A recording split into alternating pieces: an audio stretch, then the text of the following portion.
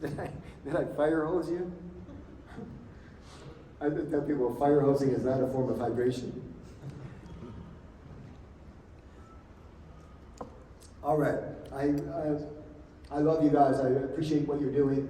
I think that we're going to need you here moving forward based on some of the things we're hearing about the supply chain and inflation. And we're going to need some smart people telling people what the real story is instead of misinformation and subterfuge. So thank you for all the good work that you do. Jim has been fantastic. Alex is fantastic. I don't know them well, but to the level that I know them, I believe they are really good people and they care passionately about your success, if that means anything. And I had the chance to spend some time with Andy today and yesterday too. I believe they come from good roots, these people.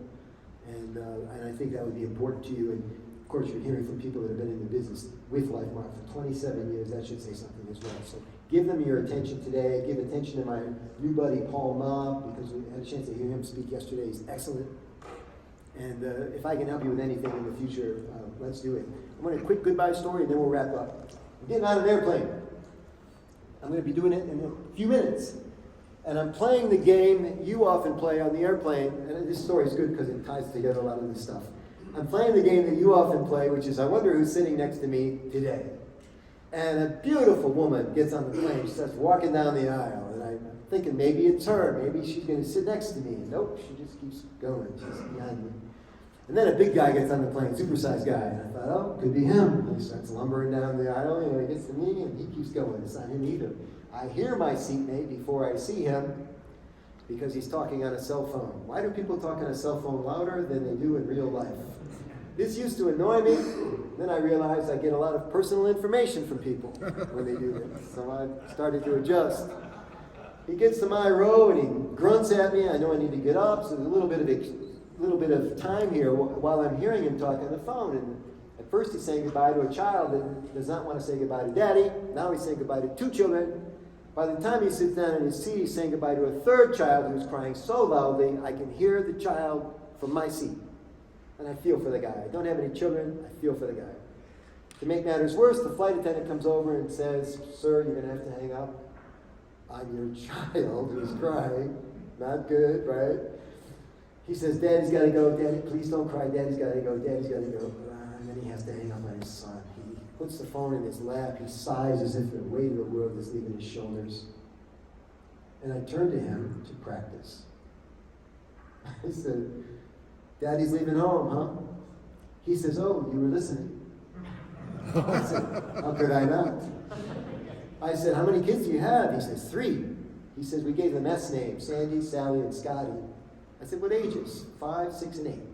He says, Scotty's the oldest one. He was the one that was yelling the loudest. He says, it happens every time I leave. I said, how often do you leave? He said, well, I travel about 18 days a month now. I said, holy crap. I saw a luggage tag on your bag. Is that where you work? He said, yeah. I said, I recognize the name of that company. I said, what do you do for them that you have to travel 18 days a month? He says, well, I'm a sales manager and I have to make sure my people are working a full day. And then he gets a look on his face, strange look. He says, I'm sorry, I didn't get your name. Which is interesting now because he's already given me a lot of personal information, right? I know the names and ages of his 3 children. I know where he works. I know what he does for a living. I know how often he travels. And I know his biggest problem at work. He knows nothing about me, and it's time to play catch-up. So he says, I'm sorry, I didn't get your name. I hold out my hand first because I know the person who reaches out first has influence in any interaction. I said, my name is Michael Angelo Caruso. He says, Michael Angelo Caruso, that's a fantastic name. He says, what do you do for a living? I said, I teach sales managers how to get their people to work a full day. He says, can I have a card?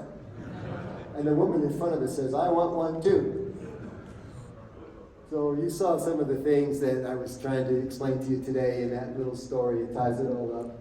I love you, Lifemark. Keep doing the good work, and I hope our paths cross again. Michael Angelo Caruso, out of here. Thank you. Thank